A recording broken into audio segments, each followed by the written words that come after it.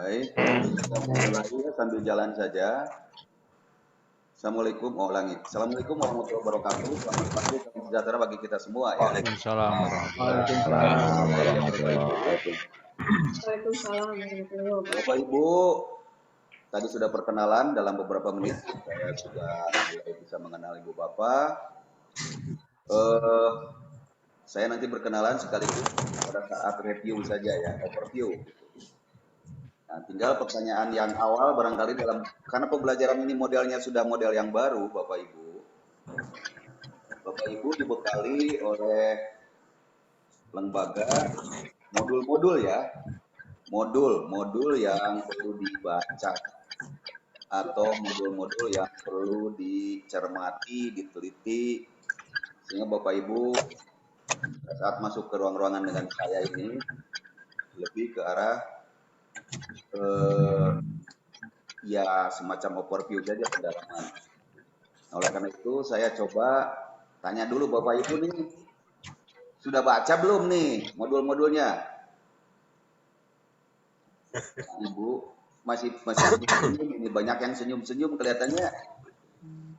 Yang senyumnya lebih banyak yang ininya yang sudah bacanya ini. Kalau senyum-senyum kayaknya jadi. Oke. Kayaknya ya ini sekarang ketemu nih Pak Isnendi, tadi belum disapa ya. Pak Isnendi, halo, selamat pagi, assalamualaikum. Selamat pagi Pak, waalaikumsalam warahmatullahi wabarakatuh. Dari mana Pak? Dari mana? Ya dari Cimahi Pak. Oke, selamat bertemu ya. Iya Pak, sama-sama Pak. Kalau Ibu Sri Hartati di mana nih? 11 ya? 2, 3, 4, 5, 6, 7, 8, 9, 10, 11 kalau saya nih ya. Bener nggak? 11 orang nih. Kelompok kita itu 11. Bu Hartati ya, halo, mendengar suara saya? Ya Pak, Assalamualaikum Pak. Masuk ke kelompok 3 nih kita nih. Saya kelompok 3 Pak. Oke, Bapak Ibu semua kelompok 3 nih. Ya, Pak. Betul, Pak. Bentar, Pak. Ya. Saya kelompok 3. Kelompok 2 ini, Pak.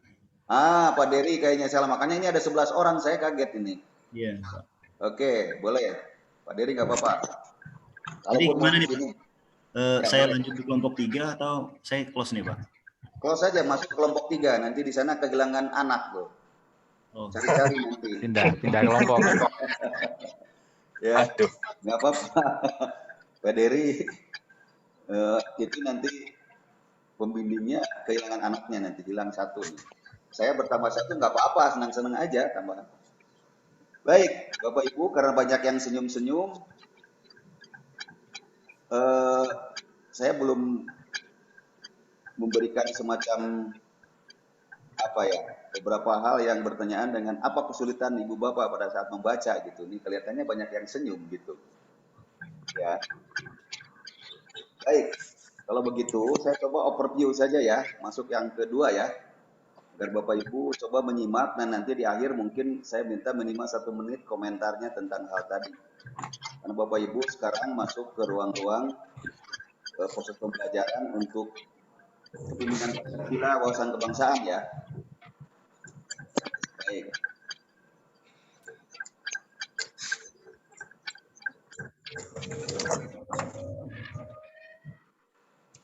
Bapak Ibu bisa melihat? Bisa lihat Pak, terlihat Pak. Lihat ya, ini cuman belum jalan. Nanti saya coba masuk dulu ke share. Coba komentarnya udah masuk nggak kalau misalnya saya ini, coba lihat. Ada nih? Ada Pak. Udah. Oke. Baik. Coba masuk ke materi sekaligus memperkenalkan diri. Inilah saya ya. Jadi saya nama Burdan Ali Junjunan. Saya sudah di atas bapak-bapak umurnya. Karena saya lahir tahun 60 nih. Jadi sekarang itu sudah 62 ya.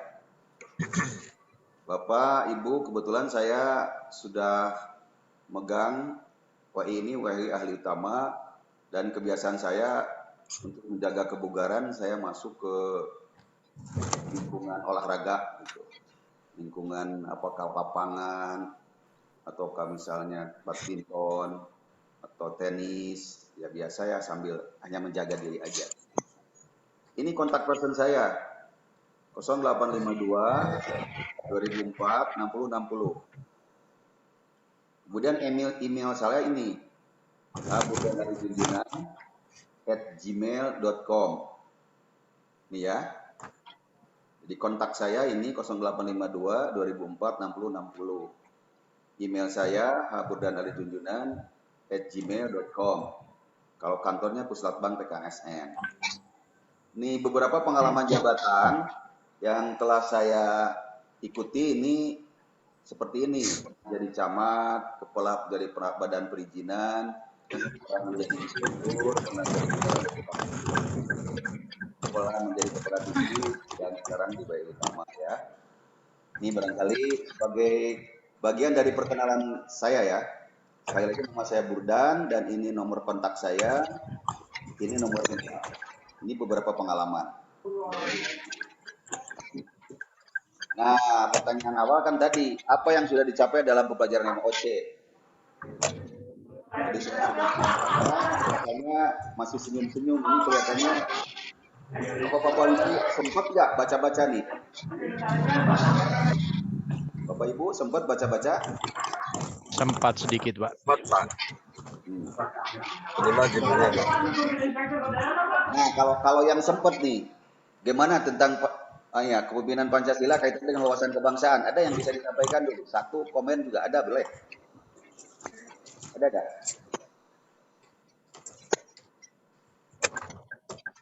Ada? Oke. Kalau begitu, karena mungkin pembacanya baru selewat, kita coba masuk saja ya. Di jalan. Nah, Bapak Ibu yang saya hormati, saya coba berikan semacam pola pikir dalam keterkaitan dengan Bapak Ibu sekarang masuk ke proses pembelajaran PKA. Jadi, Bapak Ibu sekarang pada saat masuk di sana didorong untuk menjadi kepemimpinan Pancasila ini. Ya. Jadi, kepemimpinan Pancasila ini dalam artian masuk nanti Bapak Ibu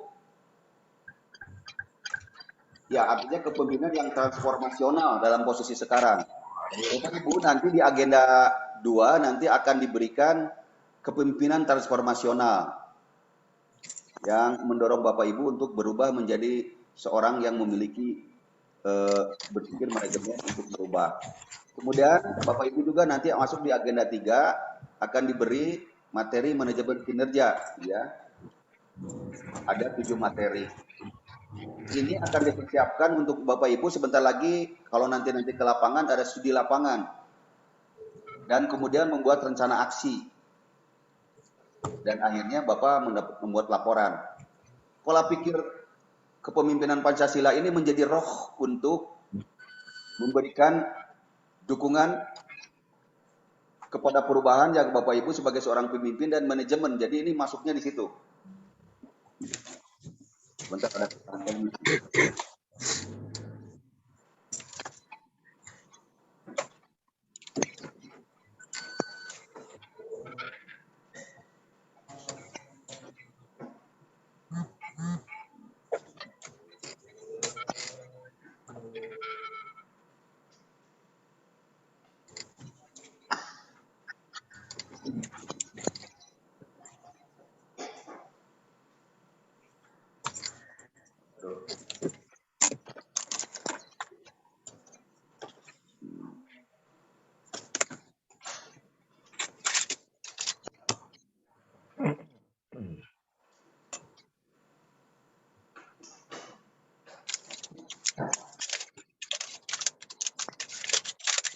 Bapak Ibu mohon izin listrik di daerah desa saya ini agak kurang bagus, ini khawatir laptop habis, mohon izin dulu sebentar. Ini Baik, Pak. ya. Listriknya nggak bener nih salurannya. Coba dulu.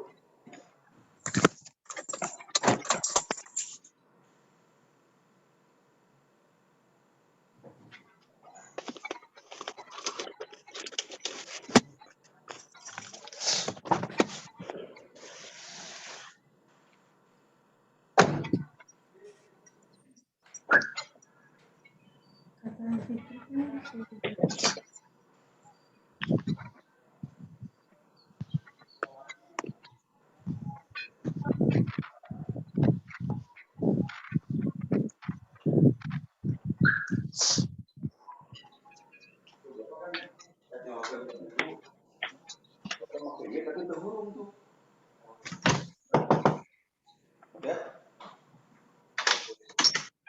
Baik.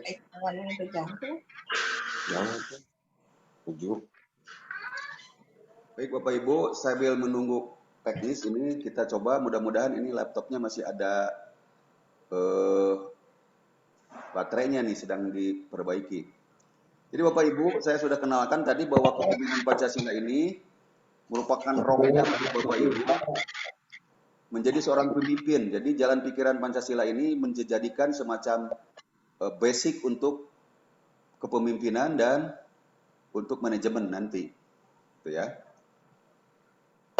Kemudian grand design dari proses pembelajaran Ibu Bapak seperti begini. Agar Bapak Ibu paham pelatihan kepemimpinan ini. Jadi Bapak Ibu akan diberikan proses pembelajaran manajerial dan leadership. Bapak Ibu di sini ada kepemimpinan administrator. Jadi manajerialnya kurang lebih 60%. Kemudian kepemimpinannya 40%. Gitu ya. Coba.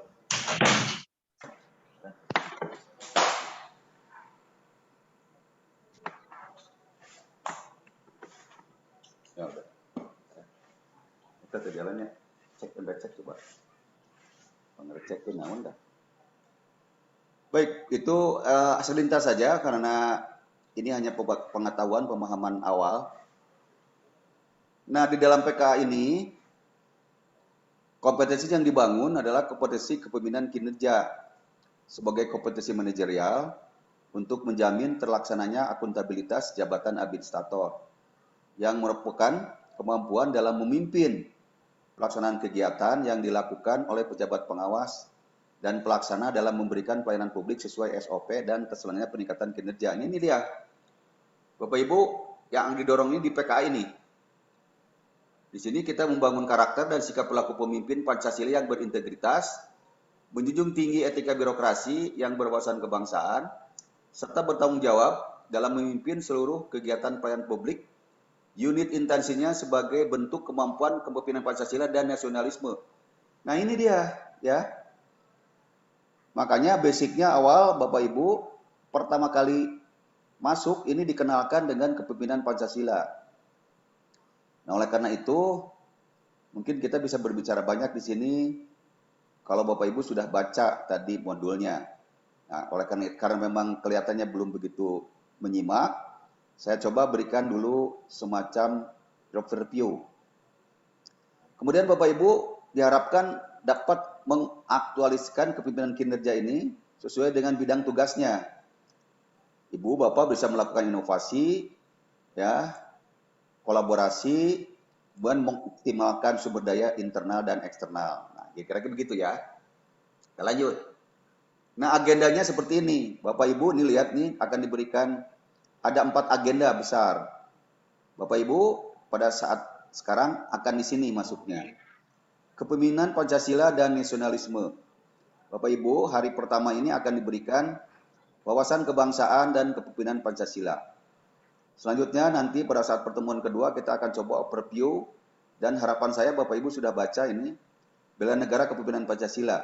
Dan selanjutnya ada kepemimpinan kinerja, ada manajemen kinerja, ada studi aktualisasi kepemimpinan. Baik. Nah, seperti ini. Wawasan kebangsaan kepemimpinan Pancasila dan bela negara kepemimpinan Pancasila. Oke. Oleh karena itu nanti Ibu Bapak setelah mengikuti ini diharapkan ini menjelaskan substansi wawasan kebangsaan, kepemimpinan Pancasila, bela negara dengan memperhatikan kearifan lokal. Menjelaskan konsepsi Pancasila dan penerapan nilai-nilai bela negara. Menjelaskan penguatan kapasitas bela negara dalam kepemimpinan Pancasila dalam pengelolaan kinerja. Kira-kira begitu Bapak Ibu ya. Baik. Awal, coba kita simak bagaimana seorang Muhammad Hatta dan seorang Soekarno yang kita sebut the founding father itu memberikan pesan kepada kita. Ya, awal nih. Kata Muhammad Hatta, Indonesia merdeka bukan tujuan akhir kita. Indonesia merdeka hanya syarat untuk bisa mencapai kebahagiaan dan kemakmuran rakyat. Nah, katanya begitu, Pak. Nah, sekarang kita sudah merdeka, mau apa nih? Kemudian lihat nih, Bung Karno mengatakan, perjuanganku lebih mudah. Malah beliau menyatakan perjuanganku lebih mudah karena mengusir penjajah, jadi lawannya itu sudah jelas. Tapi perjuanganmu akan lebih sulit karena melawan bangsamu sendiri. Oke? Ini ya, sesuatu yang perlu kita jadikan semacam ya artinya fatwa ini bisa dijadikan semacam referensi kita. Jadi Bapak Ibu tidak mudah untuk membangun bangsa negara ini. Karena apa yang dikatakan oleh dua pemikir besar, dua founding father kita itu begini, lihat. Ya. Baik, kita lanjut. Saya masuk sekarang. Dua-dua tadi adalah pemimpin-pemimpin besar. Kita coba nih. Saya coba review tentang definisi kepemimpinan. Kita coba kenalkan kembali kepada Bapak Ibu, sekalipun saya yakin Bapak Ibu sudah cukup banyak membaca. Kepemimpinan dalam pemahaman kita ya, yang sering kita baca dalam beberapa referensi, sebetulnya ada 3 pengertian saja. Kepemimpinan itu yang pertama, getting things done. Atau Bapak Ibu mencapai hasil melalui orang lain. Nah, jadi Bapak Ibu untuk mencapai hasil sebagai seorang pemimpinan yang tadi PKA, jangan main jalan sendiri. Tidak boleh jalan sendiri. Tapi di situ kepemimpinan itu adalah menggunakan tenaga orang lain. Oke, itu ya satu. Yang kedua, sebagai seorang pemimpin itu menggerakkan orang lain untuk mencapai hasil kerja yang diinginkan. Artinya Bapak Ibu menggerakkan orang lain itu artinya Bapak Ibu menempatkan orang-orang apabila Bapak Ibu sebagai seorang pimpinan tepat pada keahliannya. Jangan Bapak Ibu menyimpan orang misalnya keahlian di bidang tertentu yang harusnya di tempat itu, Bapak pindahkan ke tempat lain gitu. Ya, artinya di situ karena orang-orang itu akan mencapai optimal kalau dia ditempatkan pada posisi keahliannya. Kemudian yang ketiga, Bapak Ibu sebagai seorang pimpinan adalah harus punya pengaruh. Artinya Bapak Ibu karena memiliki staf, anak buah, mempengaruhi, memotivasi, mengarahkan orang lain untuk mencapai tujuan organisasi. Nah, kira-kira seperti itu pemimpin itu Bapak Ibu ya. Bukan seperti yang seringkali misalnya sedikit diberikan cap yang buruk, misalnya pemimpin itu misalnya one man show, jalan sendiri, ya, bawa jalan pikiran sendiri, tidak membawa anak buah. Nah, ini kira-kira begitu. Yang disebut pemimpinan itu seperti ini. Nah, kali itu ya. Dan kita kenal secara umum kepemimpinan itu model-modelnya ada 3 besar. Ada karismatik, ada transaksional, ada transformasional. Nah, biasanya dikenal ini seperti ini. Secara umum di dalam beberapa referensi seperti ini. Karismatik ini nggak bisa tidak ini karena memang di sini kita harus akui artinya ada gerah dari Tuhan. Ya. Di sini mempunyai kemampuan luar biasa, magnet yang kuat dari yang dipimpin kepada pimpinnya. Contoh misalnya Bung Karno tadi, Bung Hatta ya, Anwar Sadat, Mahatma Gandhi. Nah, ini memang tidak bisa disamakan dengan orang-orang lain gitu. Orang-orang yang ini kadang-kadang mempunyai kemampuan yang agak berbeda. Ini anugerah Tuhan. Ya. Yang kedua ada pimpinan yang transaksional. Di sini pimpinan itu biasanya mengendalikan bawahan, menggunakan kekuasaan untuk mencapai hasil. mengelola bawahan dengan memberikan reward dan punishment, memberikan hadiah dan hukuman. Kemudian menerapkan transaksi yang saling menguntungkan dengan bawahan. Ini seringkali disebut dengan kepemimpinan model transaksional. Dan yang sekarang muncul juga ada kepemimpinan transformasional. Di sini hubungan pemimpin dan pengikutnya menekankan beberapa faktor antara lain perhatian. Bapak Ibu harus memberikan perhatian kepada anak buahnya sehingga nanti ada feedbacknya dari stafnya baik, mendukung. Kemudian komunikasi yang baik. Kemudian di sini diberikan juga keteladanan sehingga mereka menjadi percaya, ya, rasa hormat di situ dan respect. Kira-kira begitu ya, Bapak Ibu. Siap, Pak. Siap. Ya, bisa menyimak dulu ya. Ini saya kenalkan dulu karena Bapak Ibu sekarang belajar kepemimpinan Pancasila nih. Baik, kita lihat nih sekarang. Bagaimana dengan kepemimpinan Pancasila? Dalam beberapa referensi kepemimpinan Pancasila yang sedang kita akan coba bahas ini adalah seperti ini kira-kira narasi dari sisi akademiknya seperti ini. Kepemimpinan Pancasila ialah kepemimpinan yang dilandasi oleh nilai-nilai Pancasila, yakni nilai ketuhanan, kemanusiaan, persatuan, musyawarah mufakat, dan keadilan sosial. Itu tadi dari 5 sila itu.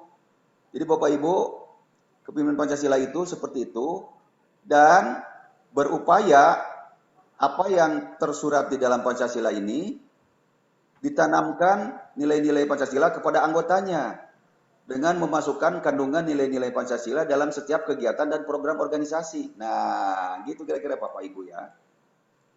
Begitu simpelnya. Jadi seperti itu. Jadi Bapak Ibu dalam setiap tindakan, dalam setiap gerakannya, tanamkanlah nilai-nilai Pancasila kepada anggotanya dan masukkan kandungan nilai-nilai Pancasila dalam setiap kegiatan dan program organisasi. Gitu ya. Nah, saya coba di dalam modul itu tidak ada ini, saya coba tambahkan sebagai bagian dari referensi. Bahwa harus kita pahami bahwa nilai-nilai Pancasila yang sifatnya tadi tertuang di dalam Pancasila dengan 5 sila itu, sebetulnya apabila kita coba selusuri, ada 3 nilai Bapak Ibu. Ya. Ada nilai dasar, ada nilai instrumental, ada nilai praksis. Gitu ya. Ya, ini coba nih. Mana yang dimaksud menurut Murdiono? 1 ada nilai dasar. Yang dimaksud dengan nilai dasar itu bersifat abstrak dan tetap. Terlepas dari pengaruh perubahan waktu. Ya. Kandungan kebenarannya bagaikan aksioma. Seperti dalil-dalil ya. Misalnya ketuhanan yang Maha Esa di dalamnya itu bahwa kita Tuhan ada satu, misalnya perlu disembah. Kan itu kebenaran yang mutlak ya. Nah ini kalau kita baca perjalanannya ditetapkan oleh pendiri negara, the founding father kita. Makanya tadi saya coba gambarkan the founding father kita. Ini tumbuh dari sejarah perjuangan bangsa kita. Cita-cita yang ditanamkan dalam agama dan tradisi tentang suatu masyarakat yang adil dan makmur. Nah ini kira. Ya. Jadi inilah nilai-nilai yang saya sebut tadi menurut salah satu saya kutip Murdiono. Nilai-nilai dasar atau nilai-nilai yang sifatnya abstrak dan tetap. Ini ajeg, Pak. Tidak berubah karena zaman atau karena waktu, tidak ada ini, tetap. Berbicara baik, benar, adil, makmur ini tetap. Oke. Kemudian yang kedua, ada nilai-nilai instrumental. Nah, kalau instrumental sifatnya itu kontekstual dengan kondisi-kondisi yang sekarang kita hadapi. Bersifat kontekstual. Jadi ini merupakan penjabaran dari nilai dasar yang tadi. Kemudian arahan kinerjanya untuk kurun waktu dan kondisi tertentu sesuai tuntutan zaman. Jadi kita pada masa penjajahan, kita mungkin saat itu tentang benar salah itu kita harus merdeka atau mati. Itu. Kalau sekarang bukan merdeka atau mati. Sesuai dengan zamannya. Bapak Ibu sebagai ASN berkiprahlah sesuai dengan profesionalisme. Kan begitu ya, beda kan? Bapak Ibu ya, bisa dipahami ya. Ini kondisi tertentu sesuai zaman. dilakukan secara kreatif dan dinamik. Nih, bentuknya bisa kebijaksanaan, ya itu tadi mungkin Bapak Ibu sekarang pada saat bekerja pasti punya visi misi. Nah itu jabaran dari lebih tingginya itu kan dari dari Pancasila Undang Dasar 45, kemudian pemerintahan punya otonomi, baru mungkin berkiprah. Nah itu nilai-nilai instrumental yang setiap saat bisa berubah. Mungkin zaman dulu Pak, zaman Orde Baru waktu itu kita bicara repelita. Kalau sekarang berbicara visi misi. Kan itu berubah ya. RPJM, Pak. Ya, RPJMD sekarang itu. Sesuai itu. Ada strategi, ada organisasi, ada sistem, ada rencana, ada program, ada proyek. Nah, ini disusun oleh Majelis Permukaan Rakyat, Presiden dan DPR. Nah, ini instrumental berubah dengan kondisi kekinian. Nah, ini Bapak Ibu kita sebut ini nilai-nilai instrumental. Dan yang ketiga ada nilai-nilai praksis, nilai-nilai praktis, nilai-nilai yang setiap saat kita lihat ini yang dilakukan oleh masyarakat sehari-hari, terkandung dalam kenyataan sehari-hari rakyat, mengaktualisasikan nilai Pancasila, wujudnya baik secara tertulis atau tidak tulis, baik di eksekutif, legislatif maupun yudikatif, baik di organisasi sosial politik, organisasi kemasyarakatan, badan-badan ekonomi dan lain-lain. Nah, di situ Bapak Ibu, ya, bagaimana kita saling menghormati bersama dengan antara tetangga. Kalau kita di lembaga mungkin atasan bawahan, kemudian di situ ada etikanya. Itu kan nilai-nilai yang memang isi jiwa bangsa Indonesia yang dilakukan sehari-hari. Inilah yang saya ingin sampaikan Bapak Ibu bahwa Pancasila itu setidak-tidaknya menurut beberapa pendapat ada 3 nilai dasar ini. Nilai dasar, nilai instrumen, nilai praksis. Nah, makanya tadi saya nilai Pancasila itu adalah kandungan-kandungan nilai yang Bapak Ibu setiap saat perlu diejawantahkan, dipraktekkan dalam kegiatan program organisasi. Kita lanjut. Kalau menurut Prof. Somekto, secara prinsip kepemimpinan Pancasila ini seperti ini. Religius. Karena ada nilai-nilai di luar yang misalnya sekuler. Tapi nilai-nilai Pancasila itu religius. Toleran dan bersemangat kebangsaan. Satu nusa, satu bangsa, satu tanah air ya. Bersemangat kebangsaan. Kemudian menjunjung hukum dan HAM. Pluralis dan tidak eksklusif. Ya, kemasyarakatan dan tidak elitis maksudnya ini. Perspektif gender. Jadi kita bicara tentang lelaki perempuan memiliki kemampuan, asal memiliki kemampuan mereka dihargai keberadaannya. Berwawasan lingkungan dan ini yang luar biasa, terbuka terhadap perubahan. Jadi Bapak Ibu sebagai seorang pimpinan apabila perubahan terjadi seperti sekarang pada masa sekarang adalah 4.0. Malah sebentar lagi misalnya 5.0. Kita harus ikuti itu perkembangannya. Bapak Ibu, sekarang mungkin adik-adik kita sudah ada generasi milenial dengan kecepatan yang luar biasa dalam rangka pemahaman IT-nya. Nah, kita harus ikuti itu dan kita sebagai unsur pimpinan mungkin harus ya seperti ini. Kata Ki Hajar Dewantoro ini ingarso sing tulodo ing madyo mangun karso tuturi handayani. Ini dia, di depan memberi teladan, di tengah membangun kekuatan dan terus berkarya, di belakang memberi dorongan. Inilah yang saya coba gambarkan dengan jalan pikiran saya untuk bisa memberikan gambaran kepada Bapak, Ibu. Itulah pemikiran Pancasila nasionalisme. Ya. Kemudian ada tambahan lagi. Kita lihat nih. Bapak Ibu, setelah paham ini kita akan coba satu gambaran bagaimana kondisi Indonesia saat ini. Ya, setelah Bapak Ibu paham banyak kepemimpinan dan kemudian saya kenalkan juga kepemimpinan Pancasila. Seperti apa kondisi Indonesia saat ini? Kita lihat nih. Syarat.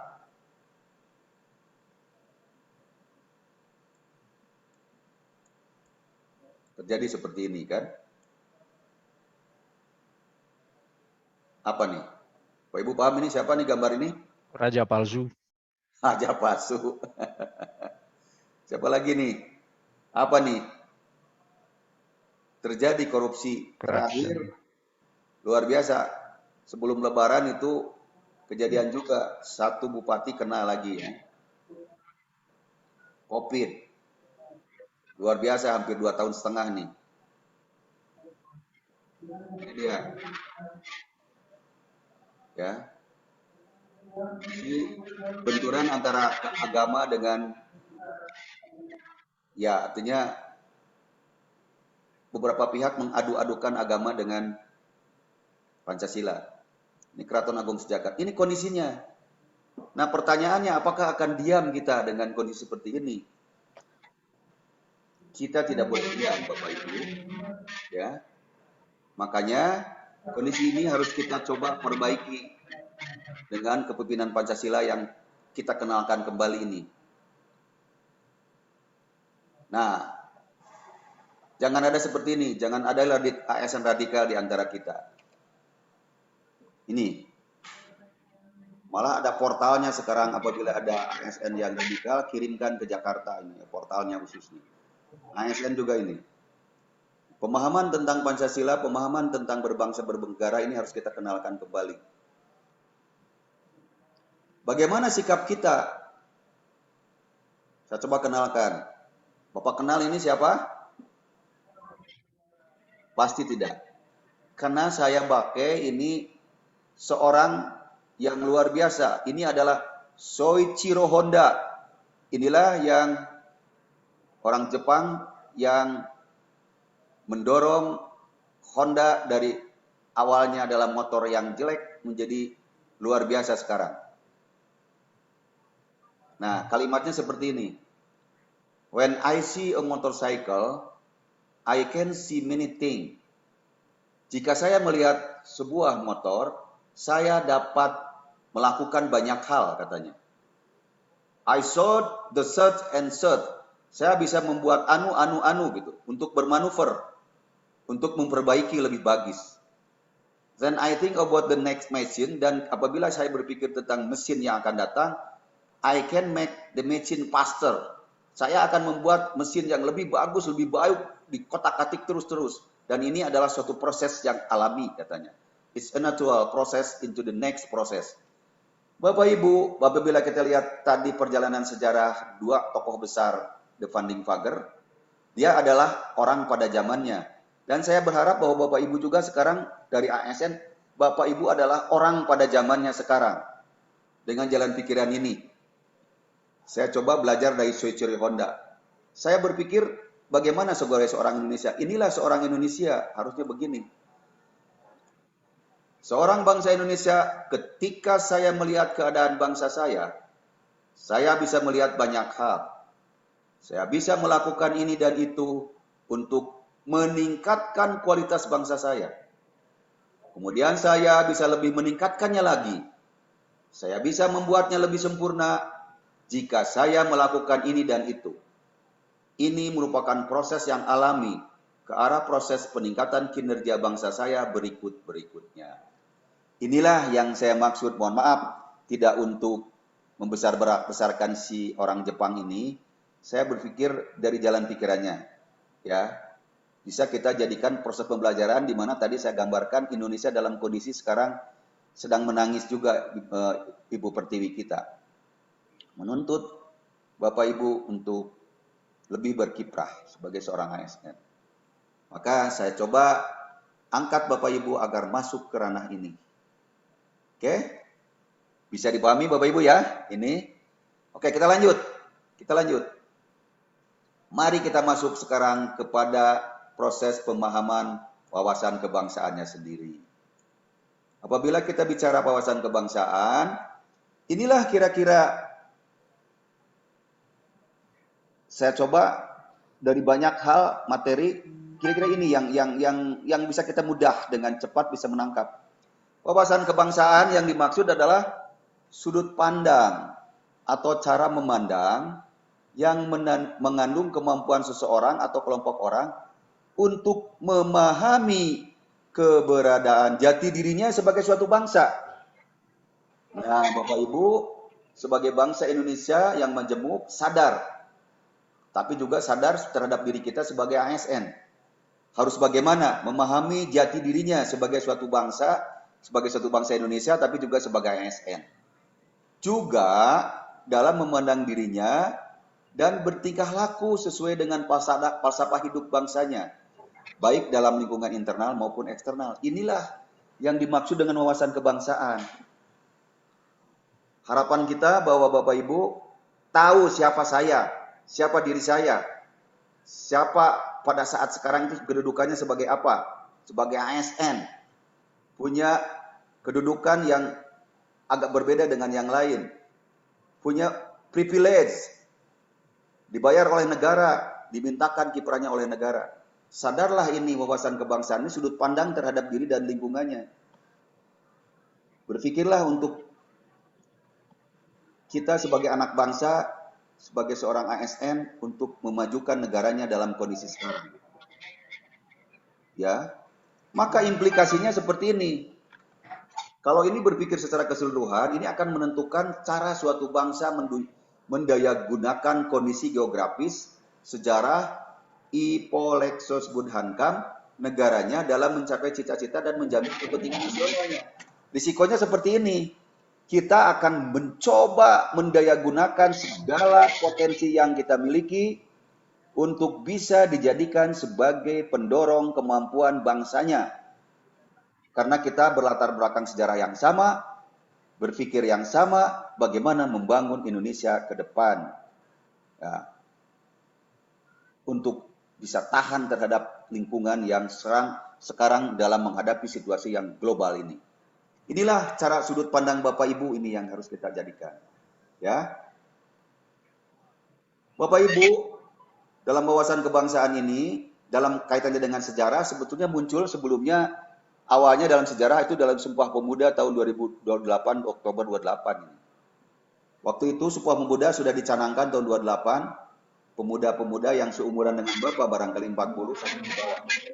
Karena semasih sepenanggungan, didukung oleh ideologi nasional yang sama, lokasi yang sama, maka menyatakan diri sebagai bangsa Indonesia dengan tanah air satu, berbangsa satu, berbahasa satu. Ini dia. Dan ingin membangun negaranya untuk lebih baik daripada kondisi saat itu. Maka di sini bisa kita lihat ada aspek moral. Adanya komitmen untuk menjaga eksistensi dan peningkatan kualitas bangsa. Gitu ya.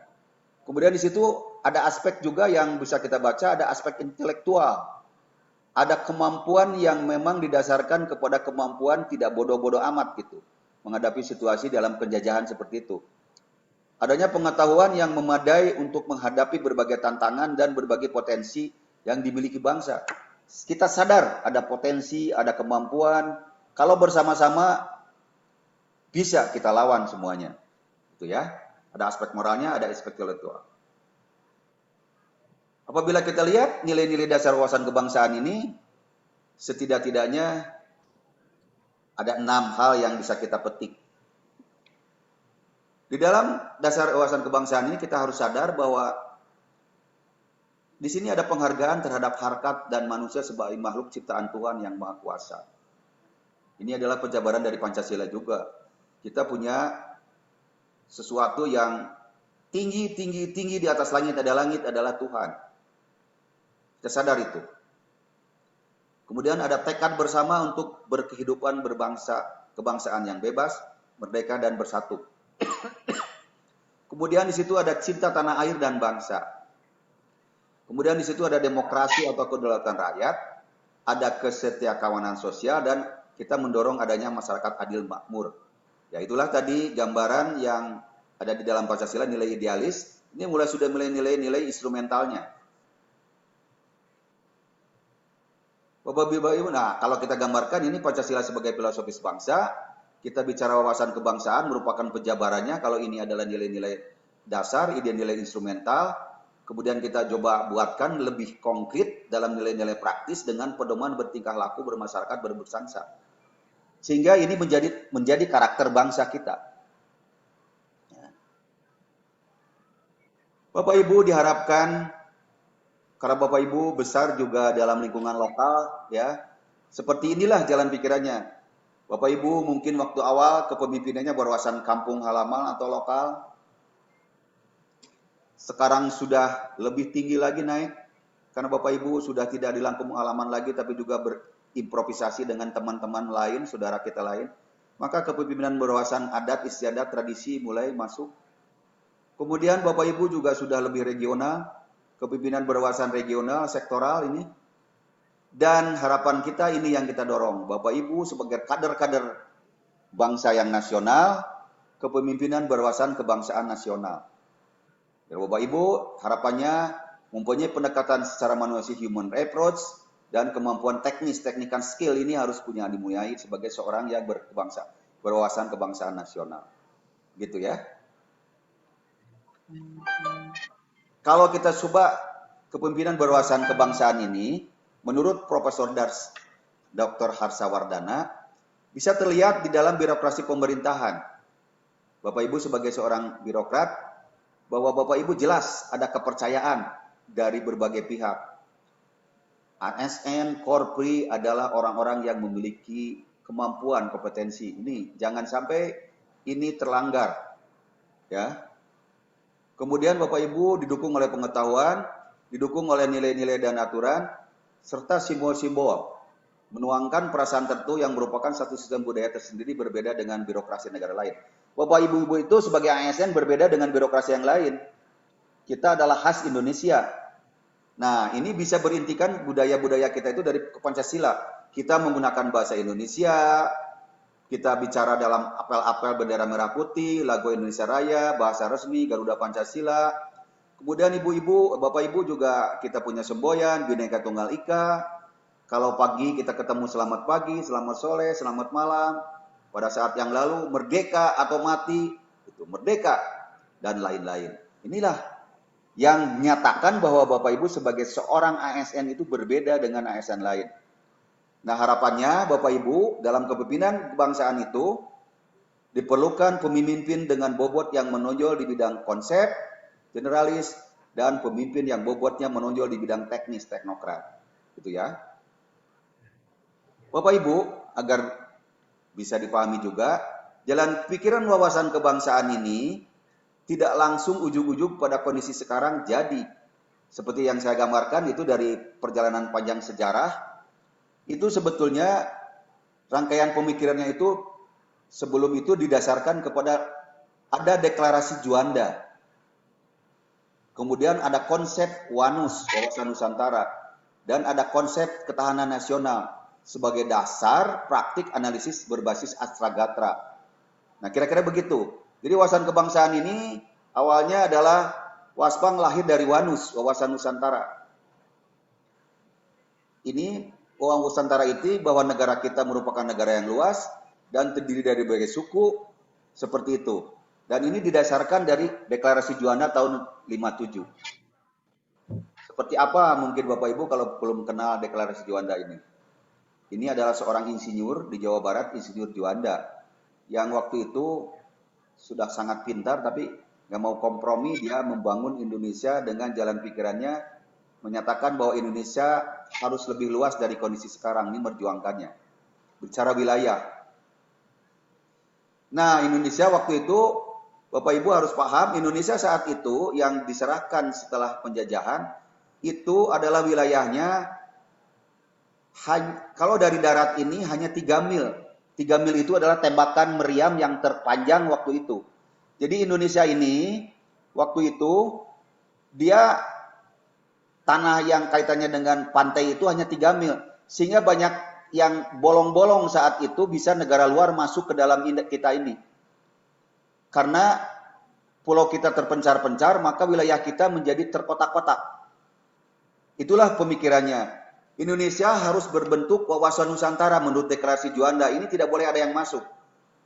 Dan sesudah deklarasi Juanda, Indonesia bertambah dengan lautannya 2,5 kali lipat. Dari 2027 km persegi menjadi 5.193. Ini luar biasa, lihat nih. Nah, menjadi beginilah Indonesia sekarang. Berdasarkan peta wilayah. Tidak ada siapapun yang bisa masuk ke dalam wilayah kelautan kita. Ini dia. Luar biasa deklarasi Juanda ini. Berbanggalah kita punya seorang insinyur Juanda yang pemikirannya luar biasa, bukan seorang militer, tapi berpikirnya wawasan kebangsaan dengan jalan pikirannya. Inilah Indonesia yang tidak bisa ditembus siapapun ke lingkungan laut kita, tanpa sepengetahuan kita. Ini pengertian wawasan Nusantara adalah cara pandang dan sikap bangsa Indonesia tentang diri dan lingkungannya dengan mengutamakan persatuan dan kesatuan wilayah. Nah ini, dalam penyelenggarakan kehidupan bermasyarakat, berbangsa, bernegara. Inilah cikal bakal jalan pikiran wawasan kebangsaan. Jadi di sini bicara kewilayahan. Kemudian Bapak Ibu harus paham juga nilai-nilai yang saya sebut tadi, nilai-nilai idealis, ideal ya.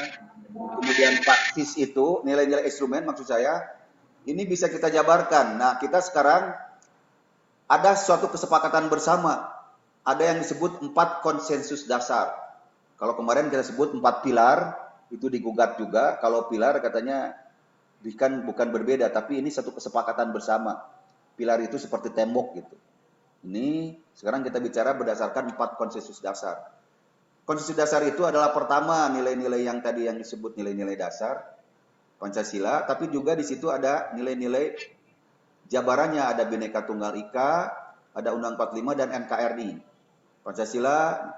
Nah, apabila kita jabarkan nanti di sini bisa kita lihat bahwa 4 hal ini bisa mendorong untuk nilai-nilai praktis ke arah nilai religius, nilai kekeluargaan, nilai keselarasan, nilai kerakyatan, nilai keadilan, nilai kepedulian, dan selanjutnya. Hampir 14 nilai apabila kita coba bedah. Bapak Ibu, agar paham juga, Pancasila itu seringkali oleh berbagai pihak, karena memang ini suatu dasar negara, kemudian disebut juga ideologi bangsa, disebut juga oleh berbagai pihak, ini ada kurang lebih 12 ya, mungkin bisa saja sebutannya akan lain nanti. Karena ada yang mengatakan tidak hal-hal lain lagi. Setidak-tidaknya ada seperti Pancasila sebagai dasar negara, Pancasila sebagai ideologi bangsa, sebagai pandangan hidup bangsa, sebagai dasar filsafat, sebagai jiwa dan keberadaan bangsa, sumber dari sumber hukum, sebagai living ideologi, walking ideologi, paradigma pembangunan, azas persatuan, sumber etika. Ini kira-kira seperti ini Pancasila itu. Makanya saya sebut tadi Pancasila adalah nilai dasar. Praktisnya, instrumentalnya ada, kemudian praktisnya ada. Baik, kita coba nilai, sekarang ada nilai-nilai yang sifatnya instrumental. Coba kita lihat, Pancasila ini dijabarkan di dalam tujuan negara, di pembukaan Undang Dasar tahun 45. Coba kita lihat. Sebetulnya tujuan negara itu kita ke arah mana sih Pancasila ini? Kita lihat ini. Ternyata tujuan negara itu ada 4 aliannya besar di sini. Tujuan negara adalah pertama melindungi segenap bangsa Indonesia dan seluruh tumpah darah Indonesia, menyajukan kesejahteraan umum, mencerdaskan kehidupan bangsa, ikut melaksanakan ketertiban dunia dengan berdasar kemerdekaan perdana abadi. Ada 4 hal besar yang ingin disampaikan. Nah, kita coba bedah sedikit. Kalau kita dalam bahasa sehari-hari, bahasa galur yang sifatnya praksis, sebetulnya keinginan kita ini tadi. Kita ingin damai, kita ingin aman, ya. Kita ingin punya negara sendiri, punya kemampuan sendiri, mandiri. Kita ingin pinter, dan kita ingin gaul. Saya kira itu di dalam Undang-Undang Dasar 45 di mana pembukaan itu bisa kita jabarkan seperti ini. Ya, kita praktiskan dalam pikiran kita yang tadi mungkin bahasanya agak lebih bahasa dewa, yang sifatnya nilai dasar. Nah, kita sini ingin aman, ingin punya, ingin pinter, ingin gaul. Begitu Bapak Ibu. Ternyata memang sesuai dengan jalan pikiran para filsuf besar, Dante Alighieri, ada Thomas Hobbes, ada Theodore Roosevelt, Theodore Roosevelt, bahwa memang pertama-tama kita ingin ada kedamaian, lihat. Kalau tidak damai, kita tidak bisa membangun. Perdamaian adalah unsur yang menjadi hakikat. Kalau kita memilih antara ketertiban keadilan, maka saya akan memilih ketertiban dulu, ini dia.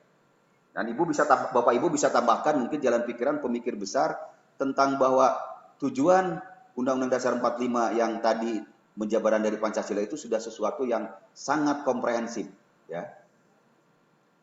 Bapak Ibu, selanjutnya saya akan coba gambarkan bahwa wawasan kebangsaan ini pada saat melaksanakannya kan tadi berbicara harus paham dulu bagaimana sudut pandang jalan pikiran kita sebagai bangsa. Nah, ini bicara tentang sebelum melangkah keluar kita harus bisa mendayagunakan kemampuan yang ada pada dirinya. Ipolexos Hamkam, Geodemokonsos, itu namanya ketahanan pangan, ketahanan nasional, Jadi ketahanan nasional ini adalah, Bapak Ibu, kita gambarkan ada kondisi dinamik masyarakat yang terus-menerus berubah.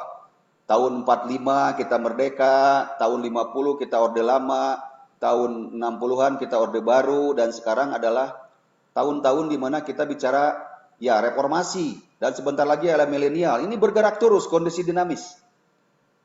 Nah, oleh karena itu segenap aspek kehidupan nasional yang terintegrasi ini pasti ini dinamik.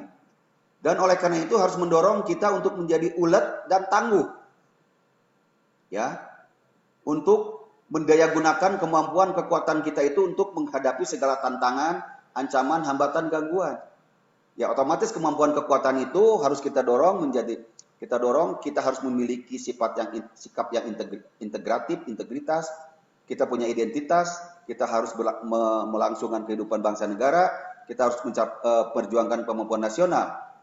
Bahwa kita akan berhadapan baik langsung tidak langsung dengan hambatan, gangguan yang dari dalam luar negeri. Inilah ketahanan yang harus kita dorong. Nah, kemampuan apa saja? Kita sudah paham sebetulnya kemampuan kita itu ada ini. Ketahanan nasional itu ada, kita punya kemampuan yang namanya Trigatra dan Pancagatra, potensi ini.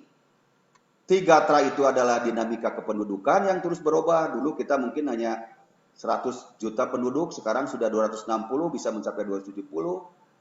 Apakah penduduk ini akan menjadi beban kepada negara, ataukah penduduk ini akan menjadi suatu potensi yang baik, gitu ya. Kemudian kita lihat juga ada posisi strategis kita, sumber daya alam kita kuat, ini namanya Trigatra. Kemudian ada Pancagatra, kita punya ideologi, politik, ekonomi, sosial, budaya, dan hankam yang harus kita coba untuk tetap dinamis. Nah, ginilah.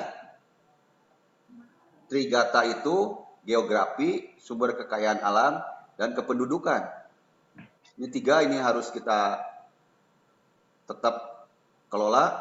Pancagatra itu ideologi, politik, ekonomi, hubungan sosial budaya, hukum. Dan ini untuk menjaga ya ATHG, THAG. Saya kira itu hubungan antar gatra seperti itu. Baik, yang terakhir Bapak Ibu, wawasan kebangsaan itu seperti yang tadi saya gambarkan dari atas, ternyata problematik yang kita hadapi itu dalam kondisi kekinian, di samping COVID itu adalah, lihat nih, ini saya coba 19 September 2008 datanya nih. Korupsi status PNS peringkat berdasarkan daerah ini. Ini sumbernya dari Tribun nih.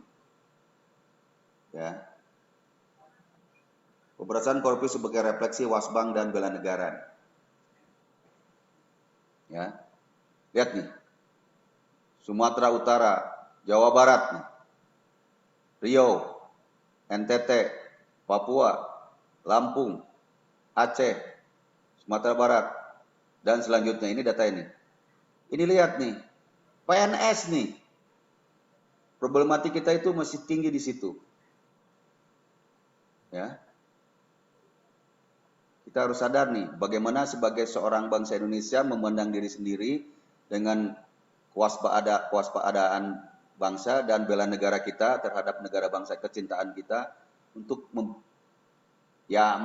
mencoba menanggulangi kondisi seperti ini.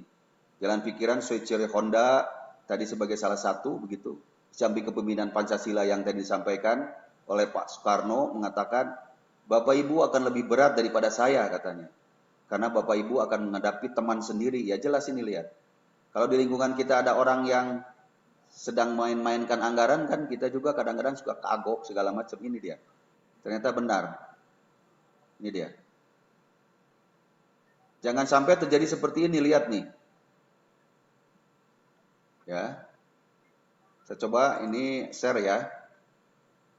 Bentar. Ini satu hal yang perlu kita simak nih, lihat nih. Terlihat Bapak Ibu ini terlihat? Halo? Ada Pak, ada Pak. Ya, Pak, ada. Baik, ini dia.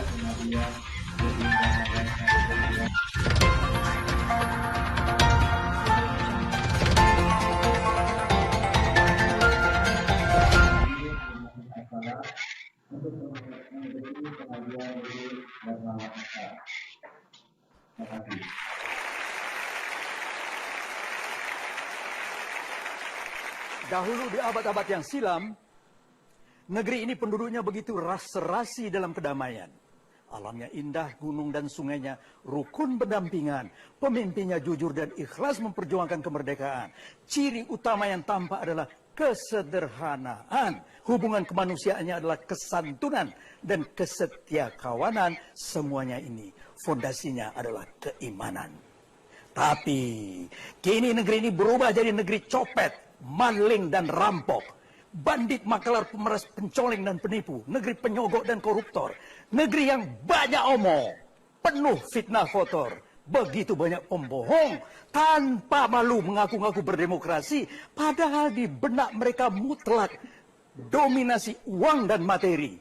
Tukang dusta, jago intrik dan ingkar janji. Kini mobil, tanah, deposito, dinasti, relasi dan kepangkatan, politik, ideologi dan kekuasaan disembah sebagai Tuhan. Ketika dominasi materi menggantikan Tuhan.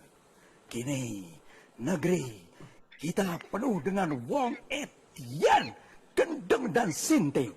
Negeri padat, jelema, gelo, garelo, urang gilo, manusia gila, kronis patologis, secara klinis nyaris sempurna infausta. Jika penjahat-penjahat ini dibawa ke depan meja pengadilan, apa betul mereka akan mendapat sebenar-benar hukuman? Atau sandiwara tipu-tipuan ini terus-terus diulang dimainkan? Divonis juga, tapi diringan-ringankan. Bahkan berpuluh-puluh dibebaskan. Lantas yang berhasil mengelak dari pengadilan, lari ke luar negeri dibiarkan. Dan semuanya itu tergantung pada kecil besarnya uang sogokan. Di Republik Rakyat Cina, koruptor dipotong kepala. Di Kerajaan Arab Saudi, koruptor dipotong tangan. Di Indonesia, koruptor dipotong masa tahanan.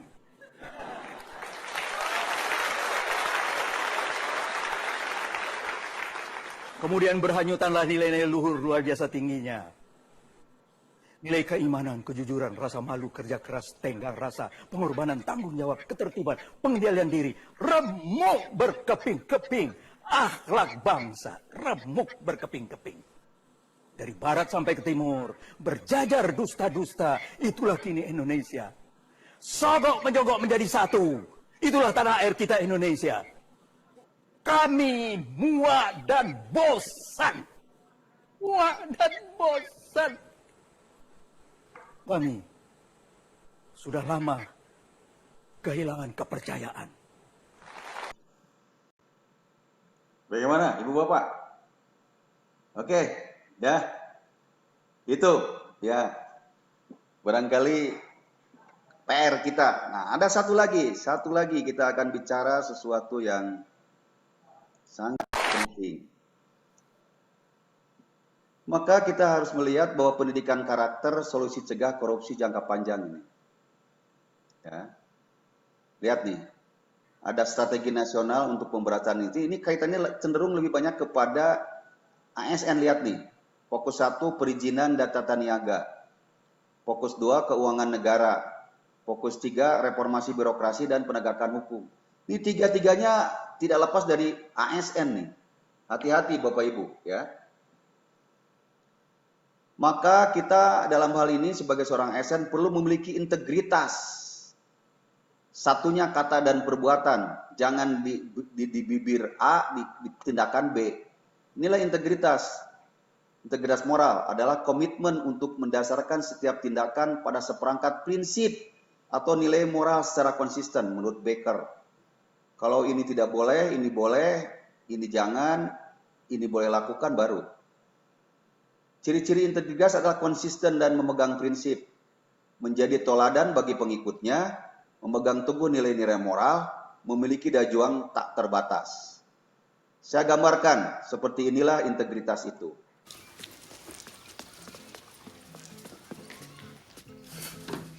我的志愿是想当大明星。 Like 立可基特曼，李可治特曼骗走2000万美金，你的志愿也是我的志愿。我想做个大企业家，哪一方面？哪一方面都可以，但是一定要大，大吃小，小被吃。完了，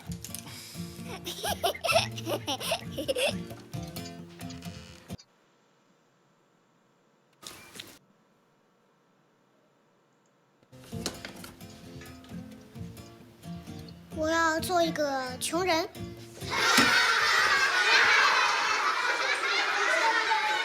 Stop！ 因为爸爸说，只要有骨气，不吹牛，不打架，努力读书，就算穷，到哪里都会受到尊敬的。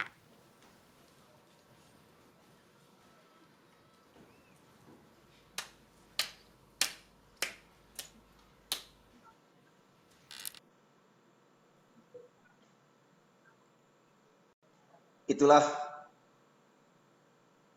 pesan terakhir ya. Luar biasa itu ya. Baik, kita punya waktu 30 menit, sebetulnya 20 menit ya. Saya coba ingin dengan gambaran tadi, Bapak Ibu mungkin tidak sempat mempelajari modul wawasan kebangsaan. Saya coba punya waktu barangkali 5 atau 10 menit ini. Ada komen, silakan. Setelah melihat, ya artinya modul yang Bapak Ibu harus baca itu di dalamnya gitulah ya. Nah sekarang saya coba overview sekaligus mungkin memberikan semacam penyegaran saja. Baik, barangkali itu. Ada komen? Silakan, siapa? Nih, Pak Pandu sudah bisa dengar saya? Ya, belum nih. Baik, saya coba yang terjauh nih. Dikbud Lebong, Elvian Komar, Sarjana Agama. Bagaimana Pak? Silakan. Siap.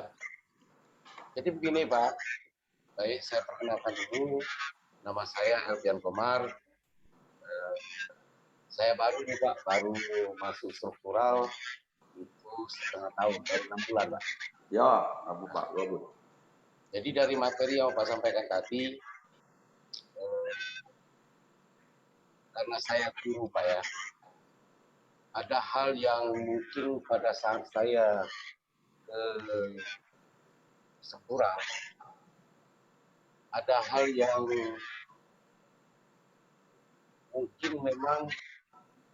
mungkin apakah sudah mengakar gitu lah Pak. Sudah mengakar yang memang agak susah kita itu. Apakah saya ciptakan sistem gitu lah Pak. Jadi yang oke seperti kata Pak tadi, bahwa kemungkinan ini adalah suatu keterampilan yang menggerakkan orang lain untuk menghasilkan ibaratnya tujuan dari organisasi. Nah, cuman ada hal yang karena saya baru masuk ya, ada hal yang betul ya, karena apakah sistem birokrasi kita sekarang seperti itu Pak. Mungkin gitu Pak. Baik, terima kasih. Ya, komen tidak banyak-banyak, 1 menit lah. Kita coba mungkin. Oke, sekarang Pak Yuliandri Rahadianto, coba nih. Baik Pak, izin saya perkenalkan diri dulu. Saya Yuliandri Rahadianto, biasa dipanggil Andri. Saya membidangi Litbang di Bapelitbang Kota Bandung. Dari penjelasan Pak Burdan tadi secara sekilas, kurang lebih, ya mohon maaf Pak, membacanya juga highlight gitu ya.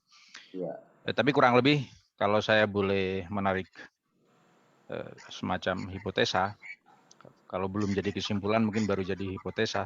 Jadi yang pertama yang kita bicarakan adalah bagaimana masyarakat berperilaku dengan sebenarnya bagaimana idealnya masyarakat seharusnya berlaku.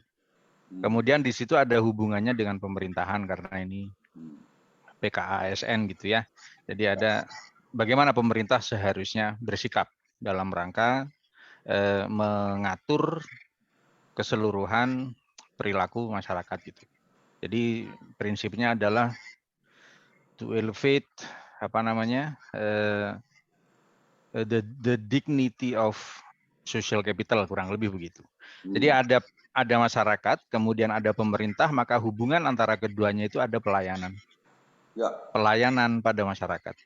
Nah, sebaik-baiknya pelayanan adalah baru nanti kita akan ketemu konsep bagaimana effectiveness, bagaimana efisiensi dan seterusnya, sehingga itu akan menekan angka korupsi. Nah, di dimensi yang mana pelayanan itu kemudian dapat disegerakan sebagai prioritas utama gitu, kalau kita bicara dalam konteks perencanaan, yang di lini luar, kalau ini saya ibaratkan sebuah lingkaran gitu, ada lingkaran perilaku, ada lingkaran pelayanan, di luarnya itu ada lingkaran namanya kesehatan.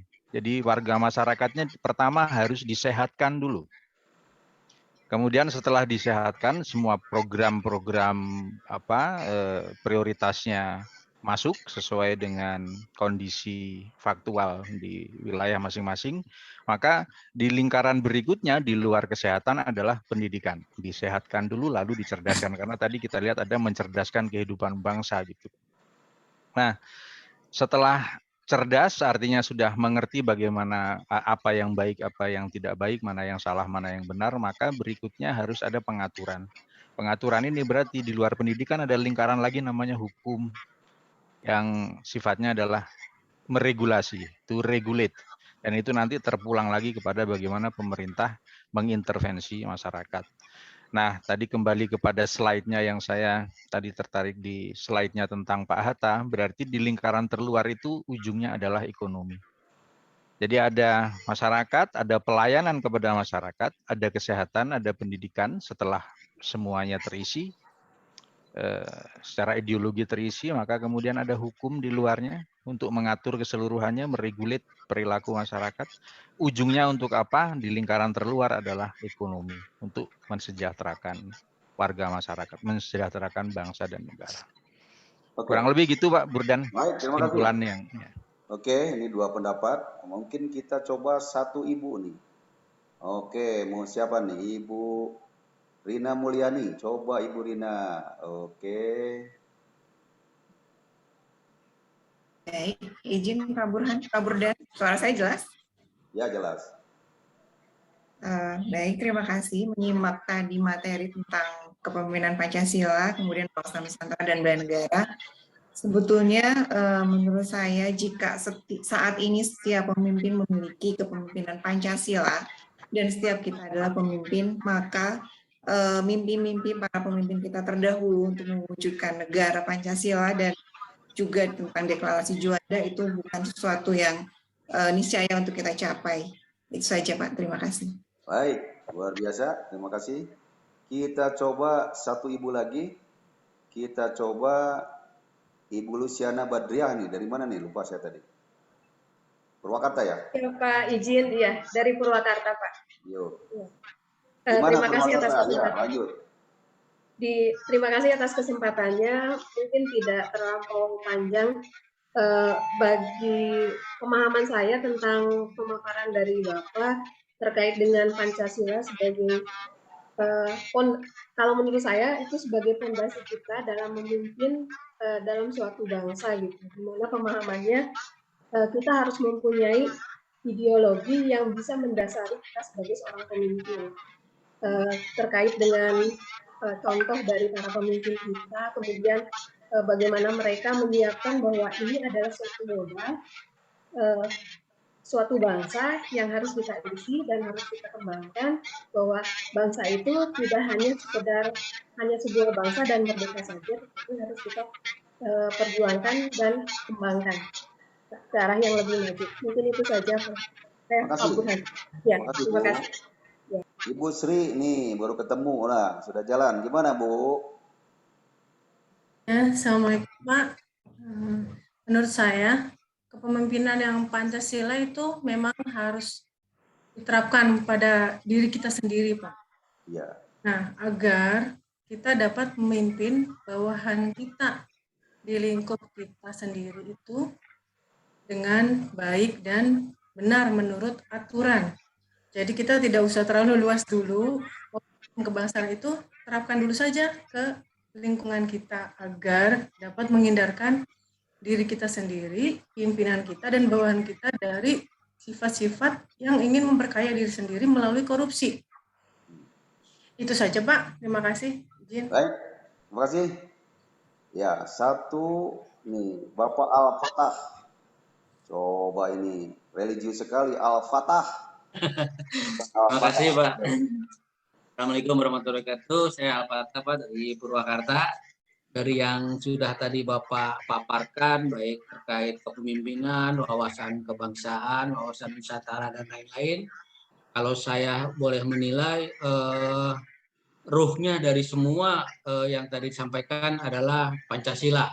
Contohnya kepemimpinan, bagaimana kepemimpinan yang berketuhanan, bagaimana kepemimpinan yang berkeadilan, bagaimana kepemimpinan yang dalam mengambil keputusan berdasarkan musyawarah dan mufakat dan seterusnya. Jadi Pancasila dalam kehidupan sehari-hari bisa dikatakan sebagai satu way of the life, ya, jalan kehidupan kita. Cuma satu permasalahan, Pak, yang boleh kami sampaikan di sini terkait integritas moral, Pak. Tadi juga Bapak sampaikan bahwa di Jawa Barat itu tertinggi kedua terkait korupsi, Pak. Kami juga melihat bahwa sebetulnya orang-orang yang kena OTT atau apa oleh KPK kemarin itu ada beberapa sebetulnya orang-orang baik, Pak.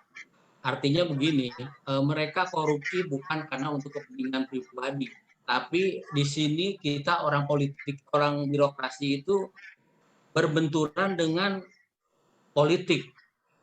Jadi kadang-kadang beberapa yang terkait OTT itu mereka bukan untuk kepentingan pribadi, tapi untuk kepentingan politik. Artinya kita sebagai ASN itu kan harus memiliki integritas moral. Nah, dalam kondisi seperti ini kita harus seperti apa? Hanya itu, Pak. Terima kasih. Assalamualaikum warahmatullahi wabarakatuh. Baik. Waalaikumsalam. Terima kasih. Saya nanti 10 menit terakhir akan memberikan tugas-tugas, ya. Saya coba ada waktu 1 atau 2 menit lagi. Satu, siapa yang mau bicara? Yang belum nih, Pak Tatang apa Pak Isnen? Izin, boleh Pak. Ya. Terima kasih Pak Burdan. Kedengar suaranya Pak? Ya. Jelas, jelas. Izin, saya Tatang Hamdani. Kebetulan saya tugas di Kesbangpol, Pak, menangani urusan penanganan konflik sosial. Dari yang sebagaimana yang Bapak sampaikan, juga mencukupi rekan kami, Kang Al-Fatah dari Purwakarta, bahwa kalau memang ideal apa yang materi yang Bapak sampaikan tadi, saya kira kalau ini semua diresapi oleh semua aparatur, termasuk semua orang yang dibayar negara, Pak, tugas saya di Kesbangpol kelihatannya akan semakin ringan, Pak. Karena kalau lihat data akibat aktivitas penyampaian menyuarakan, mengkritisi tugas pemerintah, rata-rata di kita hampir 200 aktivitas kejadian menyampaikan aspirasi itu hampir 200 per tahun, Pak. Nah, ini kembali kepada kepentingan, Pak, yang kuat. Betul, ada sebagian yang jadi sasaran, jadi korban itu kita selaku ASN, Pak. Agak kesulitan di kita bagaimana mengantisipasi tekanan-tekanan baik itu dari masyarakat yang kebanyakan lebih ke arah sifatnya transaksional. Dan di balik tuntutan itu banyak kepentingan-kepentingan yang memaksa mereka untuk menyerang kita selaku ASN. Jadi kalau boleh menyimpulkan, saya mohon maaf barangkali dalam ruang ini saya lebih cenderung tertarik dengan puisi yang disampaikan oleh Pak Taufik Ismail. Posisi di tugas saya barangkali itu yang terjadi, Pak. Karena memang kita tidak bisa berdiri sendiri, Pak, selaku ASN. Bagaimana kita menegakkan integritas, bagaimana kita menjaga biar kita tidak melakukan meminimalisir korupsi. kalau kepentingan di luar itu secara tidak langsung memaksa kita mau tidak mau melakukan itu, Pak. Itu barangkali Terima kasih. dari kami, Pak. Terima kasih, Pak. Maaf untuk 3 rekan yang lain tidak saya beri kesempatan karena waktunya nih. Ya, karena 9.30 mungkin kita akan coba lewat juga nih. Karena saya punya waktu untuk menjelaskan beberapa hal. Terima kasih tadi tanggapannya. Itulah sebetulnya modul yang baru Bapak Ibu baca. Saya hanya membaca dengan pemahaman saya selaku fasilitator memberikan semacam trigger, memicu Bapak Ibu untuk memahamkan kembali tentang wawasan kebangsaan ya. Nah kadang-kadang kita juga nggak terlalu peduli biasanya, karena kita sudah belajar di SD, SMP, SMA, di lingkungan, di mana-mana, menganggap bahwa Pancasila itu saya sudah tahu lah. Gitu. Nah, kayak seperti itu. Nah makanya perlu disegarkan kembali dengan kekinian, ya kondisi kekinian. Itulah yang menjadi tantangan kita sekarang, di mana ada radikalisme ya, lingkungan PNS, ada korupsi yang masih menggejala. Ya, artinya di situ ada nilai niat ya dari sisi keagamaan barangkali kalau memang ini kebetulan dari sejarah pikiran Muslim, ya sebenarnya keikhlasan, keimanan misalnya di situ harus muncul gitu ya. Jadi seperti yang disampaikan oleh Pak Topik tadi gitu, ya. Dan sebetulnya kita dengan Undang-Undang 5 2014, Bapak Ibu sebagai ASN kata Pak Al-Fatah atau Pak Tatang berkenaan dengan politik tekanan itu kita harus lawan. Bapak Ibu sebetulnya dinetralkan.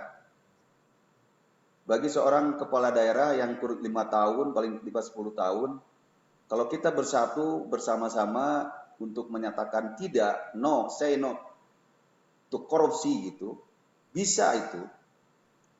Bisa itu. Dan saya yakin Bu Bapak dengan kewibawaannya menjadi orang yang sangat dihargai. Saya yakin itu. Ya. Cuma mungkin yang jadi masalah juga pengalaman saya karena saya juga berkiprah di PNS 35 tahun. Saya pernah menjadi kepala badan perizinan misalnya. Saya juga pernah jadi kepegawaian. Saya pernah jadi inspektur. Saya katakan saya tidak untuk bicara tentang mendapatkan uang yang di luar dari ya hal-hal yang sifatnya bukan hak saya begitu. Ternyata pengalaman saya, mohon maaf mungkin agak pribadi, malah dihargai gitu. Hanya saya mungkin dianggap orang yang si kamu itu nggak terlalu butuh uang katanya begitu. Ya kadang seperti itu juga gitu. Ya, itu yang terjadi. Dan saya tadi kan beri gambaran, saya pernah jadi camat 10 tahun. Saya pernah menjadi seorang kepala perizinan 4 tahun. Saya inspektur 3 tahun, BKD 2 tahun. Ternyata masih punya kiprah juga gitu. Jadi Pak Tatang, barangkali begitu ya Pak Al-Fatah. Kondisi-kondisi luar itu mereka menghargai saya. Mungkin itu yang mungkin terjadi. Karena saya katakan, kita juga berbicara dengan ormas-ormas yang cukup banyak itu. Duduk satu meja, kalau coba kita dengarkan apa yang dimaksud Anda ini. Nah kita berani berkata buka dadamu dan ini dadaku gitu. Ini yang mungkin yang perlu bagi kita.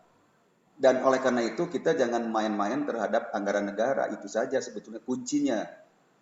Menurut saya gitu ya. Ini sangat pribadi sekali tapi mungkin tidak untuk bapak-bapak. Ya seperti itu. Hanya risikonya seperti tadi. Saya punya integritas kata si anak kecil itu.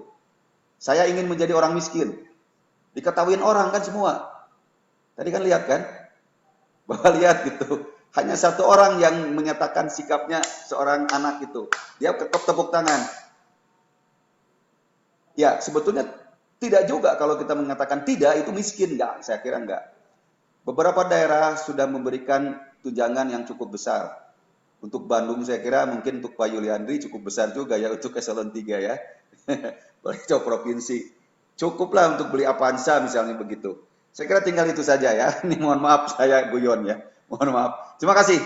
Ya kita coba mungkin ke hal-hal yang sifatnya tugas nih. Mohon maaf nih Bapak Ibu. Saya coba tugaskan nih.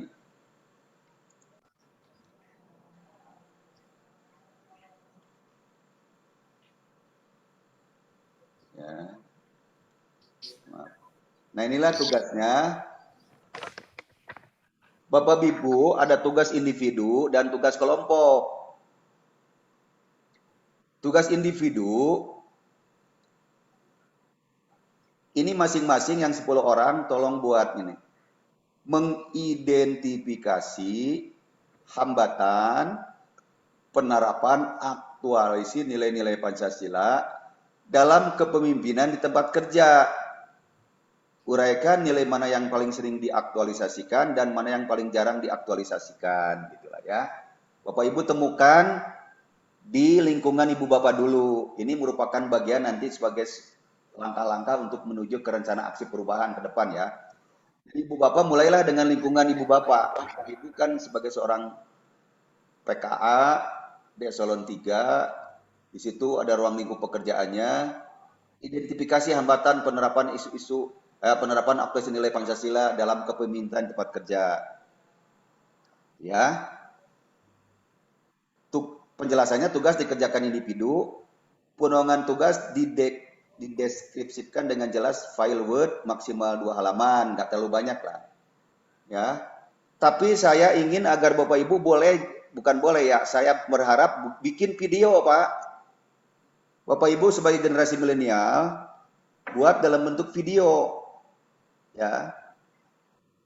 Dengan narasi kurang lebih ya 7 sampai 8 menit lah. Jadi file Word itu is okay, download, tapi juga Bapak Ibu tuangkan dalam bentuk video, Bapak Ibu tampil dalam video. Bisa, apalagi ini di Litbang atau di tempat-tempat lain yang memiliki orang IT. Coba buat dalam bentuk video. Dalam video itu Bapak berbicara, kemudian di belakangnya ada hal-hal poin penting. Menjelaskan tentang apa yang terjadi di lingkungan Bapak. Gitu ya. 8 menit. Pengumpulan tugas di LMS dan pengumpul maksimal hari Jumat. Bapak kirimkan ke LMS dan kirimkan juga ke email saya. Ya. Ke email saya. Bapak Ibu punya waktu yang cukup panjang. Kita nanti Jumat, Sabtu, Minggu baru kita mintakan ekpos nih. Masing-masing yang tugas individu ini secara acak nanti saya minta untuk ekpos. Ya, harapan saya mungkin bentuknya lebih bagus video, Pak. Kalau bentuk video nanti saya akan upload di LMS saya sendiri. LMS pengajaran saya Burdan Ali Junjuna, nanti Bapak Ibu bisa nonton untuk seluruh teman-teman kita. Makanya buat yang baik. Buatkan narasinya yang baik, kemudian Bapak filmkan, bentuk videokan, kemudian kita akan tampilkan nanti. Ini yang satu. Kemudian ada tugas kelompok. Ini tugasnya adalah membedah masalah kepemimpinan yang diberikan fasilitator. Nah, fasilitator nanti memberikan kasus ada 3 nih. Membedah masalah kepemimpinan yang diberikan fasilitator adalah implementasi dari mata pelatihan wawasan kebangsaan kepemimpinan Pancasila modul 1. Kelompok dibagi 3, berarti Bapak Ibu karena 10 orang, 3, 3, 4. Ya. Silakan nanti diatur oleh yang bisa dituakan atau berbicara dulu dengan Zoom, Bapak Ibu bisa menggunakan fasilitas Zoom ini. Siapa kalau memang tempatnya memang agak berjauhan nggak ada masalah, ada di daerah Rejang Lebong misalnya. Yang penting Bapak Ibu bisa berkomunikasi dan akhirnya membentuk 3 kelompok. Kelompok 1 siapa, kelompok 2 siapa, anggotanya siapa, kelompok 3 siapa gitu. Ya. Peserta dibagi menjadi 3 kelompok, kelompok kecil. Adakan bersifat terbuka ya di antara teman-teman itu, non diskriminatif, bebas dari kepentingan politik. Kita tidak bicara politik nih tadi. Dan diharapkan menghasilkan ide kreatif untuk menyelesaikan isu tersebut. Hasil diskusi dituangkan bisa berupa rekomendasi, kebijakan atau policy brief. Ya. Policy brief masing-masing kelompok. Ya, bisa tadi. Kemudian ini tuangkan juga masing-masing kelompok ini dalam video. Video yang berdurasi 7 sampai 8 menit. Kasusnya nih. Untuk nanti kategorinya Bapak Ibu memilih ada POK 1, ini tugasnya. Pemindahan ibu kota negara pemindahan ibu kota negara terkait dengan makna wawasan kebangsaan sebagai dasar pembangunan integritas dan kinerja organisasi pelayanan publik. Nih. Yang kedua, kita berpikir tentang pemilu serentak tahun 2024 terkait dengan makna wawasan kebangsaan dan bela negara sebagai dasar pembangunan integritas dan kinerja organisasi pelayanan publik. Kelompok yang ketiga, antisipasi kerentanan korupsi dalam proses pengadaan barang dan jasa terkait dengan bela negara kepemimpinan Pancasila. Ini ada 3 kelompok. Oke, Bapak Ibu bisa catat masing-masing nih sekarang. Oke, sekali lagi, ada tugas individu, ada tugas kelompok. Kalau tugas individu terkait dengan tupoksi ibu bapak di lingkungan kerjanya sekarang. Oke. Bapak Ibu, identifikasi hambatan penerapan aktualisasi nilai-nilai Pancasila dalam kepemimpinan di tempat kerja Anda. Uraikan nilai mana yang paling sering diaktualisasikan dan yang paling jarang diaktualisasikan. Tugasnya Bapak buatkan untuk dikirim menjadi file Word, itu kan ya. Tapi juga boleh Bapak Ibu atau di sini video. Video yang berdurasi 7 sampai 8 menit. Ya, pengumpulan tugas di LMS dan email pengampu maksimal hari Jumat 13 Mei 2020 bisa nanti malam sampai jam malam lah kerjakan ya. Kalau ke saya sebetulnya tidak juga malam ini, kalau sudah selesai Bapak Ibu kirim ke email saya. Nah, itu untuk pribadi. Tugas kelompok hampir mirip seperti tadi, ini membedah masalah kepemimpinan yang diberikan fasilitator. Fasilitator membagi 3 kelompok tadi, maka Bapak Ibu sekali lagi pilih, diskusikan, bikin kelompok 1, 2, 3. Hanya karena 10 orang, kelompok 1, 2, 3, mana yang 4 Bapak Ibu pilih. 3, 3, 4. Mana kelompok 1-nya, kelompok 2-nya, kelompok 3-nya. Berarti 3 kelompok. Adakan masing-masing kelompok debat terbuka atau diskusi terbuka, non-diskriminatif. Tidak kita bicara politik-politik.